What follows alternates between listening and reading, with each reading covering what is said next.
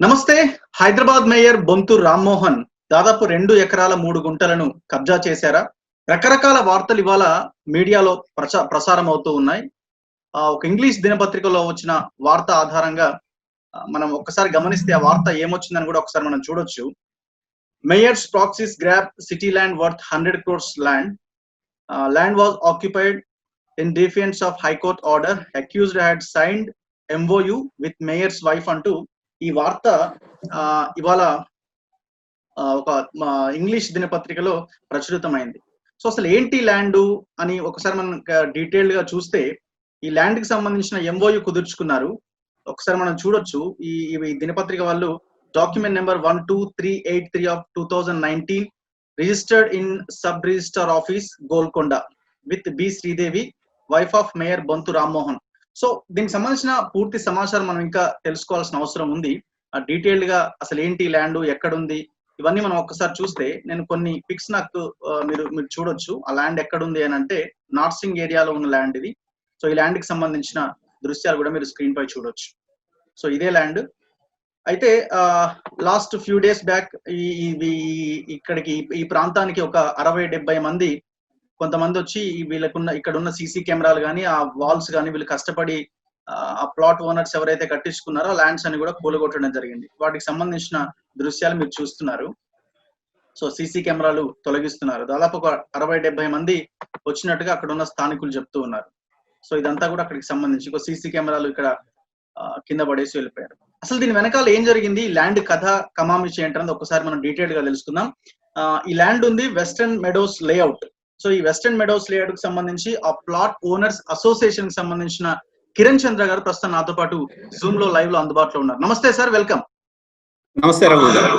So నేను ఇప్పుడు చూపించిన కథనం, ఇంగ్లీష్ పేపర్ లో వచ్చిన కథనము, ఆ ఫొటోస్ ఇవన్నీ వాస్తవాలేనా అండి? వాస్తవాలేనండి, ఎందుకంటే ప్రతిదానికి కూడా డాక్యుమెంటరీ ఎవిడెన్స్ ఉన్నది.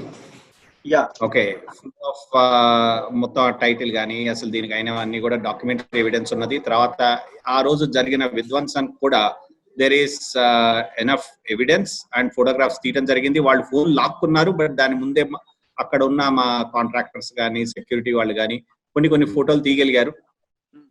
సో డీటెయిల్డ్ గా డిస్కషన్ లోకి వెళ్లే ముందు బయట వస్తున్న ఆరోపణలు ఏంటంటే హైదరాబాద్ మేయర్ గా ఉన్న బొంతు రామ్మోహన్ ఈ 2 ఎకరాల 3 గుంటల స్థలాన్ని కబ్జా చేయడానికి ప్రయత్నించారు, కబ్జా చేయగలిగారు అన్నది ఒక ఆరోపణ.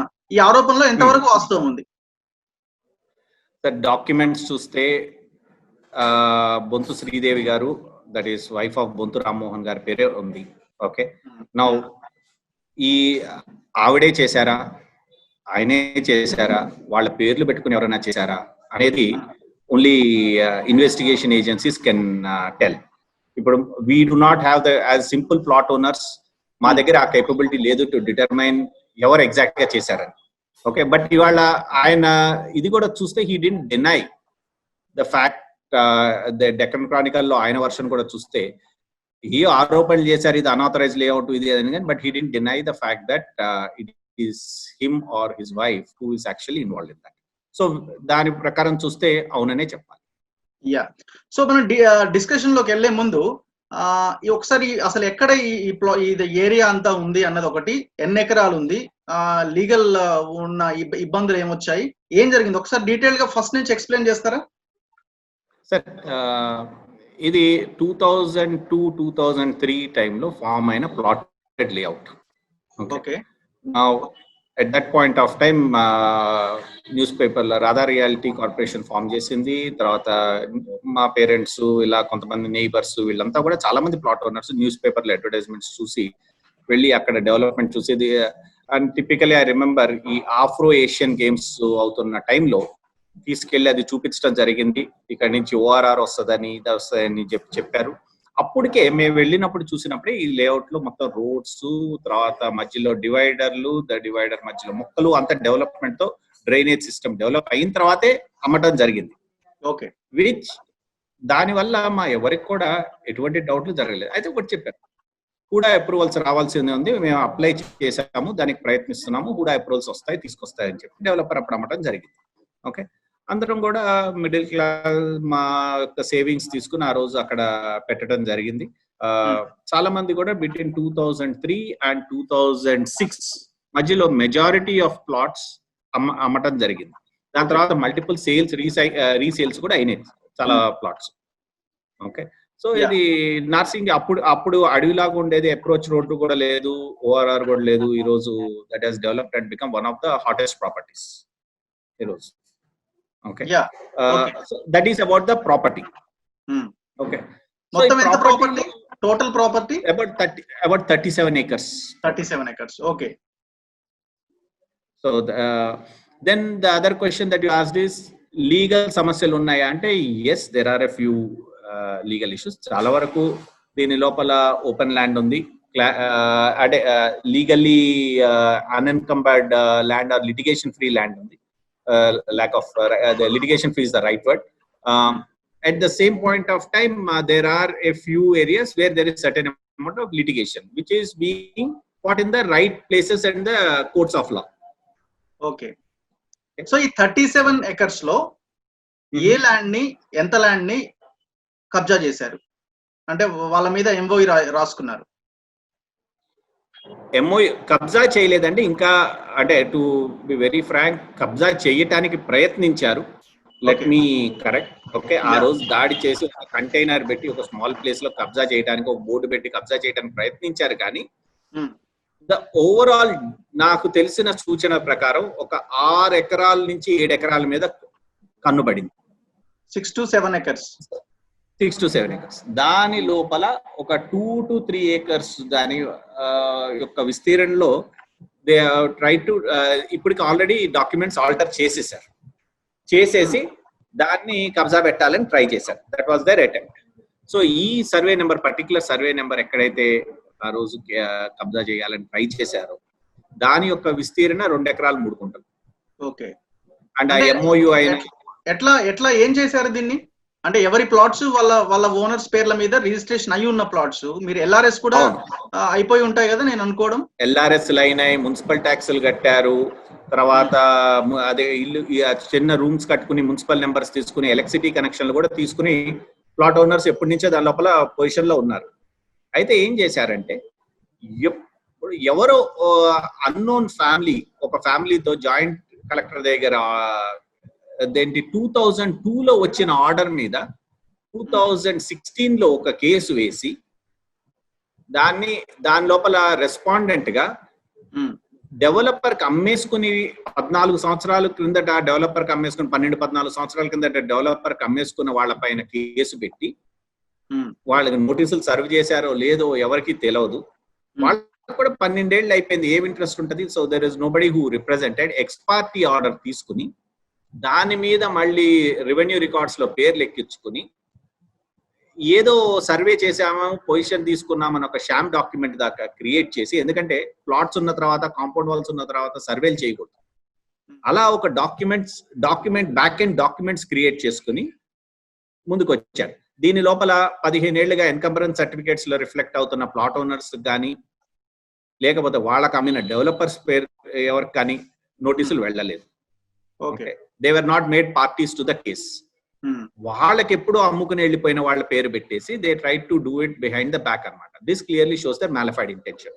తర్వాత అనదర్ క్వశ్చన్ ఇస్ 14 years తర్వాత వచ్చి ఆఫ్టర్ ఈ లేఅవుట్ ఫామ్ అయిన తర్వాత క్లోజ్ టు 12 years దాని కేసు ఓడిపోయిన తర్వాత 14 ఏళ్లకు వచ్చి మేము సాగు చేస్తున్నాం మేము ఇదని చెప్పి ఫాల్స్ ఎఫిడవిట్లు ఇచ్చి తీసుకోవడం అనేది ఇట్స్ వెరీ క్లియర్ మిస్యూజ్. మీరు గూగుల్ ఎర్త్ లో చూసినా కానీ, ఫొటోస్ చూసినా కానీ you can see roads form అయిన ఉన్నాయి, అక్కడ ప్లాట్స్ ఉన్నాయి.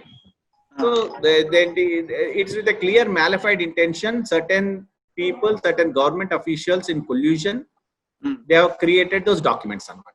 ఎట్లా చేయగలిగారు అంటే ఏం చేశారు? వాళ్ళ ఆల్రెడీ ప్లాట్ నేమ్స్ మీద ఉన్నది, ఎట్లా చేయగలిగారు?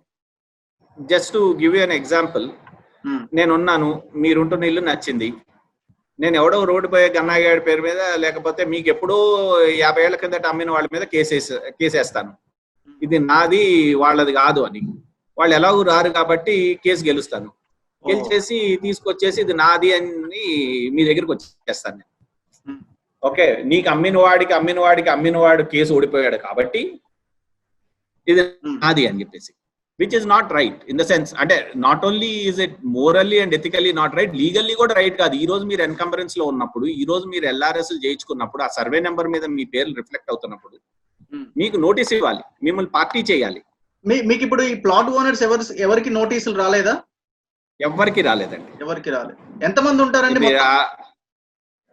దాదాపు ఈ పర్టికులర్ ఏరియాలో 25 నుంచి 30 మంది, ఇంకెక్కువ, దాదాపు 50 మంది ప్లాట్ ఓనర్స్ దాకా ఉన్నారండి. యాక్చువల్లీ ఎవరికి నోటీస్ రాలేదు.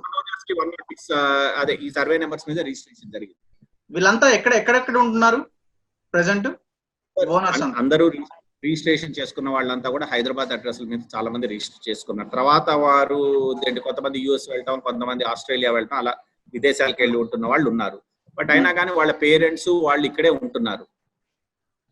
ఓకే, సో వాళ్ళ బట్ డాక్యుమెంట్ చూస్తే వాళ్ళు ఎక్కడ ఉంటున్నారు అనేది, వాళ్ళకి నోటీసులు వెళ్ళినాయా లేవా అనేది సెకండరీ ఇది. అసలు వాళ్ళు ఈ కేసు ఏదైతే ఉందో, there is only one respondent, Singam Eshwaramma, who sold it to the developer in 2004. Okay okay, so దేంటి, సో మీకు ఎప్పుడు తెలిసింది ఇప్పుడు ఈ ల్యాండ్ ఎవరో వచ్చి ఆక్యుపై చేయడానికి ప్రయత్నిస్తున్నారు, ఎస్పెషల్లీ 2 acres ల్యాండ్ ని చేయడానికి ప్రయత్నం చేస్తున్నారని ఎప్పుడు తెలిసింది మీకు? మాకు లాస్ట్ వీక్ తెలిసింది, అంటే 2 weeks బ్యాక్. ఐఎమ్ ఆల్సో ఏమైందంటే May 12th, 2012 లో ఈ ల్యాండ్ లో ఒక ఎన్క్రోచ్మెంట్ ఎఫర్ట్ జరిగింది. ఎవరో కడీలు పాతటానికి తవ్వి, కడీలు ఒక ఏరియాలో, అంటే ఈ పర్టికులర్ ఏరియా కాకుండా వేరే సర్వే నెంబర్ 123 అక్కడ కడీలు పాతి కబ్జా పెడదామని చెప్పి ట్రై చేశారు. They try to, corona virus వల్ల ఎవరు కూడా ప్లాట్ ఓనర్స్ అక్కడికి రావటం ఒక 2 నెలలుగా రావట్లేదు. సెక్యూరిటీ ఉంది కానీ ఎవరు కూడా ఇంతకుముందు ఎవరో ఒకళ్ళు రెగ్యులర్ గా వచ్చేవాళ్ళు. ఓకే, రావట్లేదు అనే అడ్వాంటేజ్ తీసుకుని కొంతమంది కబ్జా పెట్టాలని ట్రై చేశారు. మాకు దాని మరుసటి రోజు తెలిసింది, ఎఫ్ఐఆర్ ఫైల్ చేశాము, తతంగం అయిపోయింది. అప్పుడు మాకు అధికారులు, పోలీస్ అధికారులు కానీ అందరు కూడా సూచించింది ఏంటంటే, మీరు మీ ప్లాట్ ఓనర్స్ ప్రాపర్టీస్ ప్రొటెక్ట్ చేసే బాధ్యత మాది, మేము చేస్తాము, కానీ మీరు కూడా బాధ్యత తీసుకుని కొంత మీ కాంపౌండ్ వాల్స్ సెక్యూరిటీ ఇది పెట్టుకుంటే బాగుంటది అని చెప్తే, మేము కూడా, నేను అసోసియేషన్ ప్రెసిడెంట్ గా అందరినీ కూడా ప్రేరేపించి మీరు కాంపౌండ్ వాల్స్ కట్టుకుంటే బాగుంటది అని చేస్తే, దాదాపు ఒక 70-75 మంది 80 మంది కాంపౌండ్ వాల్స్ కట్టుకోవడానికి వచ్చారు. ఈ కాంపౌండ్ వాల్స్ కట్టుకుంటున్నలో వీళ్ళు వచ్చారు, ఇది మాది అని చెప్పి గొడవ పెట్టడానికి వచ్చారు. మీది ఎట్లా బాబు, ఎప్పుడు మిమ్మల్ని చూడలేదు, ఇన్ని సంవత్సరాలుగా మీరు ఎప్పుడు రాలేదు, మాకేమీ నోటీసులు లేవు, మాకేమి ఏ కేసు, మాకు తెలిసి ఏ కేసు లేదు, దెన్ మీది ఎట్లాగా అంటే, అప్పుడు ఈ డాక్యుమెంట్స్ చూపించడం జరిగింది. ఇవ్వలేదు కూడా చూపించారు. దాంతో మేము తవ్వి తీస్తే ఈ ఇష్యూస్ అన్ని బయటపడ్డాయి. ఓకే, సో దాన్ని ఇమీడియట్ గా మీరు హైకోర్టుకి వెళ్ళారా? ఇమీడియట్ గా హైకోర్టుకి వెళ్ళాం. ప్లాట్ ఓనర్స్ అంతా హైకోర్టుకి వెళ్ళాం. సో హైకోర్టు ఏం చెప్పింది? హైకోర్టు బేసిక్ గా ఇది second round of litigation. Okay, ఇంత ముందు ఆల్రెడీ 2002 నుంచి 2015-16 వరకు ఒక రౌండ్ ఆఫ్ లిటిగేషన్ అయ్యింది. Okay, this is a second round of litigation. అందుకని ఇంటరిమ్ స్టే ఇచ్చేది. అందులో ఎవరికి చెప్పకుండా, వాళ్ళకి నోటీసులు ఇవ్వకుండా చేసినందువల్ల they have given an interim stay saying that okay. దీన్ని పక్కన పెట్టేసినట్టే కదా ఇప్పుడు ఆర్డీఓ ఆర్డర్ మీద ఇంటరిమ్ స్టే ఇచ్చారు. Yeah, okay, not on the JC order but RDO order మీద ఇంటరిమ్ స్టే ఇచ్చారు. ఓకే, సో ఇప్పుడు మీరు అంటున్నారు, నాకు కొన్ని ఫొటోస్ పంపించారు, అందులో సీసీ కెమెరాలు తీస్తున్నారు, సీసీ కెమెరాలు అక్కడ పడేసి ఉన్నాయి. ఏం జరిగింది? ఒక 60-70 మంది వచ్చారు అని అంటున్నారు. ఎవరి మనుషులు, ఎందుకు వచ్చారు, ఏం చేశారు? ఈ హైకోర్టు అప్పటి వరకు వీళ్ళు ఎవరైతే వచ్చి పోలీస్ స్టేషన్ లో మా ప్లాట్ ఓనర్స్ గోడలు కట్టుకుంటున్న వాళ్ళని కంప్లైంట్ చేయించి ఆపించారు. పోలీస్ స్టేషన్ లో కూడా ముందు ఎవరిదో ఏంటో తేలేంత వరకు కొంచెం ఆపండి అని చెప్పడం జరిగింది. కూడా చేశారు. సార్ ఇదిగోండి మా డాక్యుమెంట్స్ తీసుకొస్తాం, వాళ్ళ డాక్యుమెంట్స్ తీసుకొస్తారు, హూ ఇస్ ఇన్ పొజిషన్ అనే దాన్ని తేలిదురు కానీ then after that things will take their own route అని అంతలోకి మాకు హైకోర్టు ఆర్డర్ రావడం జరిగింది. వాళ్ళకి చెప్పడం కూడా జరిగింది. ఇది ఫ్రైడే లాస్ట్ వీక్ జరిగింది, that is 5th of June. Okay. So sudden గా నెక్స్ట్ మళ్ళీ ట్యూస్డే మా డాక్యుమెంట్స్ చూస్తాం, ఎందుకంటే వాళ్ళు కూడా అదర్ సైడ్ కూడా డాక్యుమెంట్స్ ఏమీ లేదు. వీఆర్ సర్ప్రైజ్డ్, అంటే first we are surprise, then set వాళ్ళ దగ్గర ఇంకేమేమి డాక్యుమెంట్స్ ఉన్నాయో చూపియండి సార్. దాంతో మేము కూడా we will also figure out what is their claim versus what is our claim అని ట్యూస్డే మీటింగ్ ఉంది. అప్పటి వరకు ఎవరు కూడా వర్క్ చేయకుండా అని ఆపాం. అంతలోకి మండే మార్నింగ్ 8 o'clock ఈ దాడి చేయడం జరిగింది. ఎంతమంది వచ్చారు అక్కడ? మా సెక్యూరిటీ సోర్సెస్, సెక్యూరిటీ గార్డ్స్ వాళ్ళ ప్రకారం దాదాపు 50 నుంచి 70 మంది వచ్చారు. ఏం చేశారు? వచ్చి ఫస్ట్ అక్కడ సెక్యూరిటీ గార్డ్స్ వాళ్ళని తోసేసి వాళ్ళ దగ్గర మొబైల్ ఫోన్స్ లాగేసుకున్నారు. అప్పటికే మా వాళ్ళు కొన్ని ఫొటోస్ తీశారు. సీసీటీవీ కెమెరాస్ పగలు కొట్టేసి ఏం చేశారంటే కంటైనర్ లో, ఒక ట్రక్ లో కంటైనర్ తీసుకొచ్చి ఒక ప్లాట్ లో, ఎంటీ ప్లాట్, దీని లోపల ఉన్న ఎంటీ ప్లాట్ లో వేసి వాళ్ళు దే హ్యావ్ బోర్డు ఒకటి పాతారు, ఈ ల్యాండ్ బెగారి బొల్లం వాళ్ళకి చెందుతుంది అని. ఇవే ఫొటోస్ కదా మీరు పంపించినవి? ఇవే ఫొటోస్. ఇప్పుడు వాళ్ళంతా కూడా ఆ రోజు వచ్చి అక్కడ అటాక్ చేసిన వాళ్ళలో అప్పటికి అంటే ఇంతమంది ఉన్నారు, అప్పటికి ఆల్రెడీ పోలీసులు వచ్చి తరివేసిన తర్వాత మళ్ళీ కొంతమంది రీఅసెంబుల్ అయ్యారు. వీళ్ళంతా అదే వాళ్ళే 8-4-8-5కి నాకు ఫోన్ వచ్చింది. ఇమ్మీడియట్ గా నేను డయల్ 100కి చేశాను. తర్వాత వేరియస్ సిఐ గారికి, ఎస్ఐ గారికి చేశాను. అలాగే కమిషనర్ గారికి కూడా ఒక మెసేజ్ పెట్టడం జరిగింది. వారు ఇమీడియట్ గా రెస్పాండ్ చేసి సిఐ గారిని యాక్షన్ తీసుకోమంటే, అలాగే అదర్వైజ్ ఆల్సో వీళ్ళు కూడా యాక్షన్ తీసుకోవడానికి రెడీ అయ్యారు. వెళ్ళి అక్కడ వాళ్ళని డిస్పర్స్ చేయడం జరిగింది. సో మీరు కూడా వెళ్ళి కమిషనర్ ని కలిసినట్టున్నారు కదా, సజ్జనార్ని కలిసారా? కలిసామండి మొన్న. ఏమన్నారు వాళ్ళు? కమిషనర్ గారు was very clear. He said, Kiran, me plot owners interest మేము రక్షిస్తాము, ఎంత పవర్ఫుల్ అయినా కానీ వాళ్ళని మేమేమి యాక్టివిటీస్ అసలే సపోర్ట్ చేయము. సో ఇమీడియట్ గా ఎఫ్ఐఆర్ ఫైల్ అయింది. He said he will take appropriate action and he will ensure that the plot owners interest are protected. So మీరు ఎవరి మీద కేసు పెట్టారు? అక్కడ లోకల్ గా ఎవరైతే దాడి చేసి, పత్తి నవీన్ అని కొంతమంది వాళ్ళు ఎవరైతే ఉన్నారో, తర్వాత సంపత్ కుమార్ అని చెప్పేసి వీళ్ళంతా ఎవరైతే ఆర్కెస్ట్రేట్ చేశారో అక్కడ, is also special power of attorney కూడా అనుకుంటా, ఎందుకంటే డాక్యుమెంట్స్ లో ఆయన ఫోటో, ఆయన ఇది రెగ్యులర్ కనపడుతుంది. వాళ్ళ మీద కేసు పెట్టామండి. అక్కడికి వచ్చి వాళ్ళంతా కూడా అక్కడ ఉన్నారు. ఏ రోజైనా ఎంటర్ అయ్యారా ఈ హోల్ ఎపిసోడ్ లో? ఈ ల్యాండ్ ఇష్యూస్ లో ఏ రోజైనా ఎంటర్ అయ్యారా?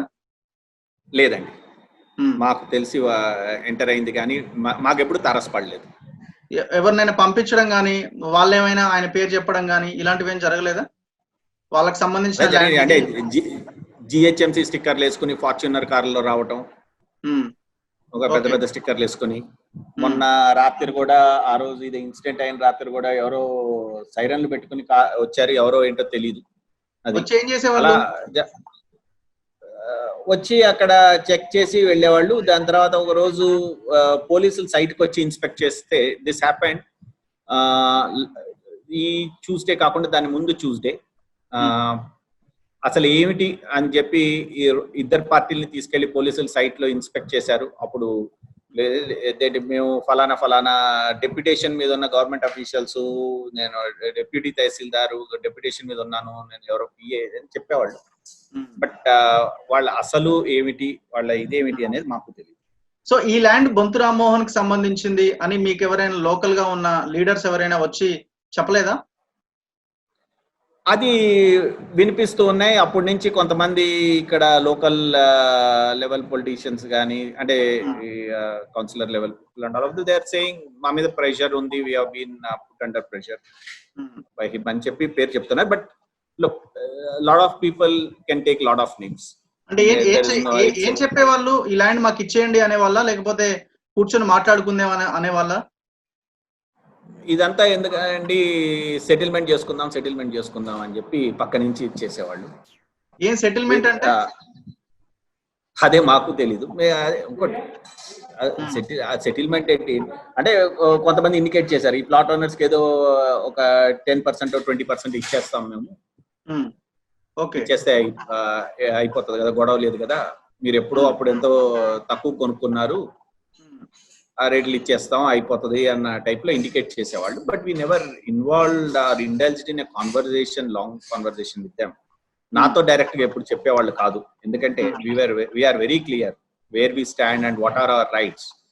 Okay, and we are very sure that this is not the way to do things. So that way we are fairly clear. So ఈ ల్యాండ్ కి సంబంధించి డబ్బులు కూడా చేతులు మారి ఉంటాయి కదా, ఎంఓయు ఇవన్నీ వీటికి సంబంధించి?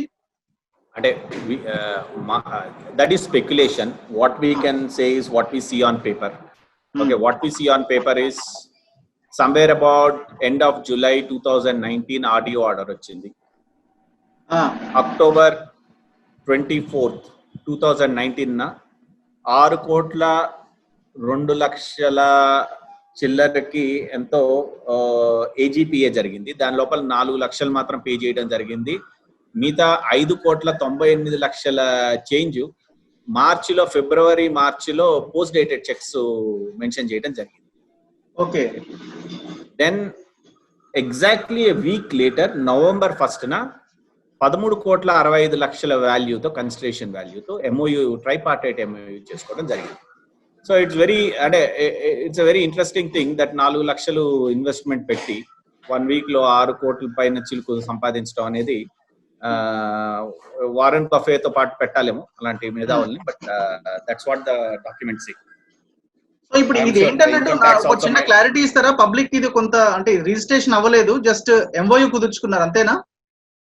MOU కుదుర్చుకున్నారు for a consideration value of 13,65 lakhs. 13,65 lakhs. Okay, but that is a registered MOU. Yeah.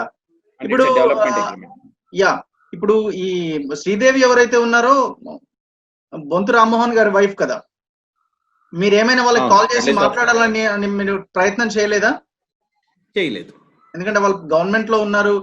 So ఇదేదో తప్పు జరుగుతోందని, మా ల్యాండ్స్ మీరు తీసుకోవడానికి ప్రయత్నం చేస్తున్నారు, ఇది కరెక్ట్ కాదని మీరు ఏమైనా క్వశ్చన్ చేయడానికి ప్రయత్నం చేయలేదు? అంత టైము ఆలోచన వచ్చింది.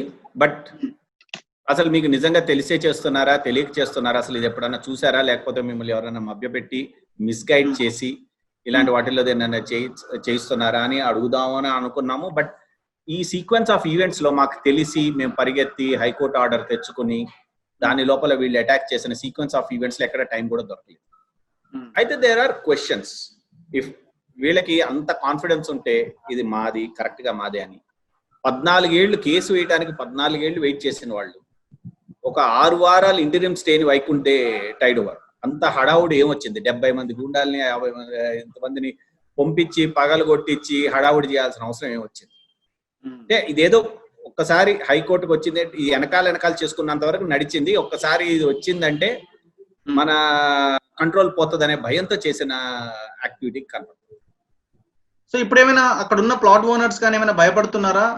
ఎప్పుడు ఏం జరుగుతుందో అర్థం కాని పరిస్థితి. నేచురల్ గా అంటే అందరూ మిడిల్ క్లాస్ ప్లాట్ ఓనర్స్, వాళ్ళకి ఎప్పుడు కూడా చాలా మంది పోలీస్ స్టేషన్ అనే ప్లేస్ ఎరిగిన వారు కాదు. ఓకే, ఏదో వాళ్ళ ఉద్యోగాలు చేసుకుంటూ వాళ్ళు ఇచ్చేసుకుంటూ బ్రతుకుదామని. When they see powerful people over there involved, ఒక భయం అయితే ఉంది. ఓకే, సో భయపడుతున్నారు. నేను కూడా మీరు నాకు నెంబర్స్ ఇచ్చారు, చాలా మంది ప్లాట్ ఓనర్స్ తో నేను కూడా మాట్లాడాను. పాపం లేడీస్ కూడా మాట్లాడారు, మేము కష్టపడి సంపాదించుకున్నాము, ఏంటి మాకు ఈ పరిస్థితి అని. పాపం వాళ్ళు చాలా బాధపడుతున్నారు. ఒకరైతే మేము మేము ఇక్కడ ఉన్నాము, మా అమ్మాయి చాలా కష్టపడి ఉద్యోగం చేసి నా ప్లాట్ కొనుక్కుంటే ఇవాళ వచ్చి ఎవరో ఇది మాది అని కబ్జా చేస్తే మేము ఎట్టుకోవాలి అని పాపం వాళ్ళు చాలా ఆవేదన, వాళ్ళ బాధ నాకు కనిపించింది. అంటే మీరు కేటీఆర్ కూడా ట్వీట్లు చేసినట్టున్నారు కదా చాలా మంది? అవును, చాలా మంది NRI ప్లాట్ ఓనర్స్ వారు ఇమీడియట్ గా కేటీఆర్ గారికి ట్వీట్ చేయడం జరిగింది. సో వారు వి అండర్స్టాండ్, అంటే మాకు ఎగ్జాక్ట్ గా కన్ఫర్మేషన్ ఇదేం రాలేదు, but we understand that their office is looking in to it. Okay, so we also said వారు ఏమన్నా మాట్లాడతానంటే we are ready to go present our. ఒక వార్త ఆల్రెడీ ప్రచారంలో ఉంది, మరి ఎంతవరకు కరెక్ట్ మీరే చెప్పాలి, మీకే ఇన్ఫర్మేషన్ వచ్చి ఉండాలి.